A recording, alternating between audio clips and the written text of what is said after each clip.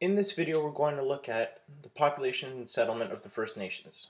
We're going to look at how the First Nations peoples made their way to North America, identify some of the different groups of natives, as well as how native society was organized. Today, you guys live in houses, apartments, duplexes, or condos. The First Nations peoples also had different houses depending on where they lived. The very first people to live in Canada were hunters who crossed from Asia to Alaska over a land bridge called the Bering Strait.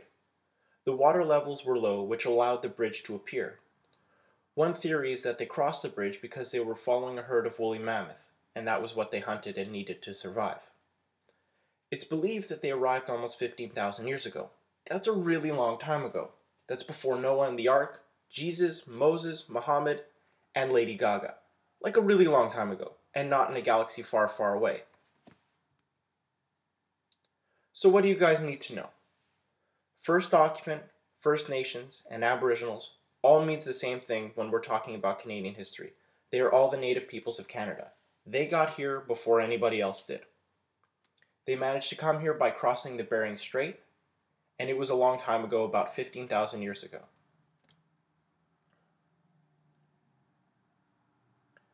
The Huron, Mohawk, and Iroquois are a linguistic group that speak a similar dialect or language, called Iroquoian. When we talk about the Iroquois, we are often talking about the people that live in this linguistic group, or that make up this linguistic group. These people lived in the St. Lawrence and Great Lake region. They survived mostly by farming, and the community contained as many as 2,000 people. So if you guys look at the map, the yellow part of the map shows where the Iroquoian dialect people lived, so where the people who spoke that language lived, or spoke that dialect lived. The Iroquois lived a sedentary lifestyle, which means they stayed in the same place. They lived in longhouses surrounded by a palisade.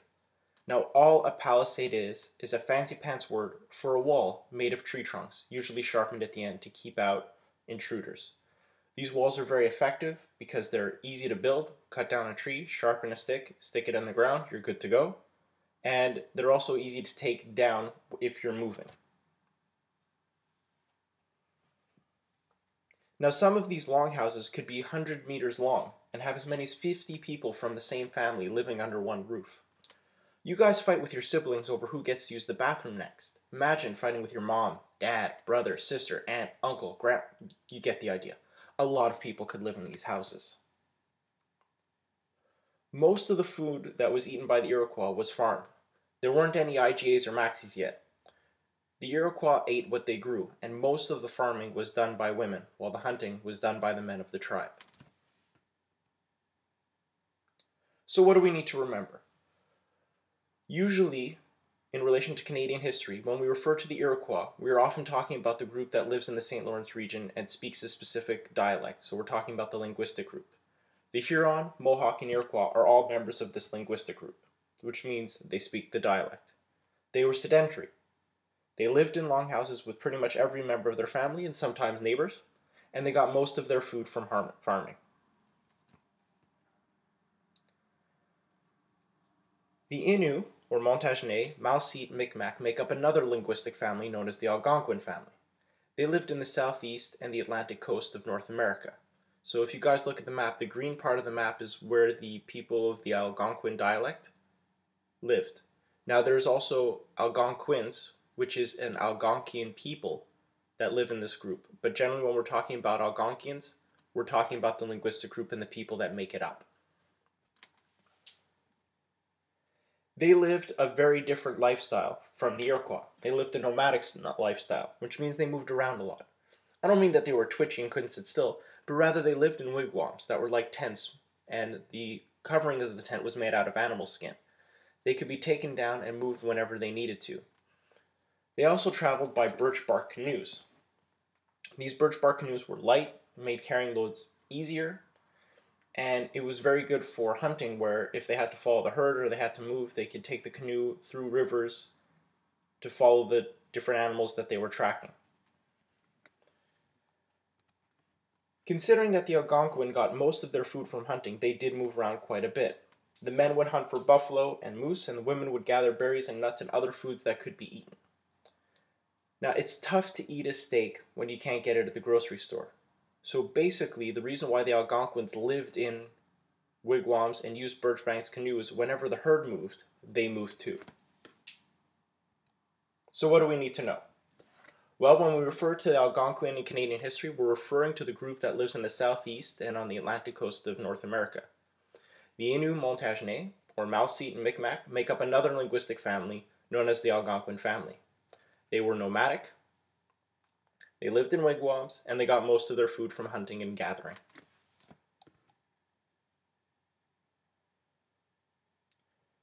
So the Inuit belong to the Inuktitut linguistic group. Like the Algonquin, they lived a nomadic lifestyle in the coldest part of Canada, the Arctic, pretty much. You think Montreal's cold? Go to the Arctic. I don't think your Canada Goose jacket and leggings will keep you warm up there.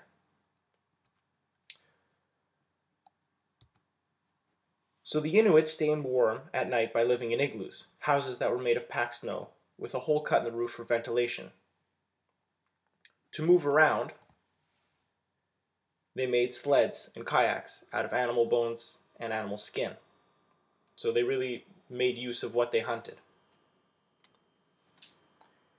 If it's cold, you know farming is pretty much impossible. The Inuit did get most of their food from hunting, animals like caribou, whale, seal, and polar bears. Sharing is a very important part of Inuit culture. They shared resources in order to survive. Now some of you guys eat steak, and then just throw out the bone. Not the Inuit. They use everything. Meat for food, hides for tents, skins for beds, bones for tools, animal tendons for sewing. Every part of the animal was used. So what do we need to know? So the Inuit belong to the Inuktitut linguistic group. They got most of their food from hunting, and they moved around a lot because they were nomadic and they lived in igloos. There are many different linguistic groups of the First Occupants. Depending on where a group of First Occupants lived, had a huge impact on their lifestyle, from hunting and gathering to the type of shelters they lived in. They were also the first people in North America, and since they can make the claim that they got here 15,000 years ago, we don't really consider them immigrants like you and me, but rather the First Nations to live in Canada.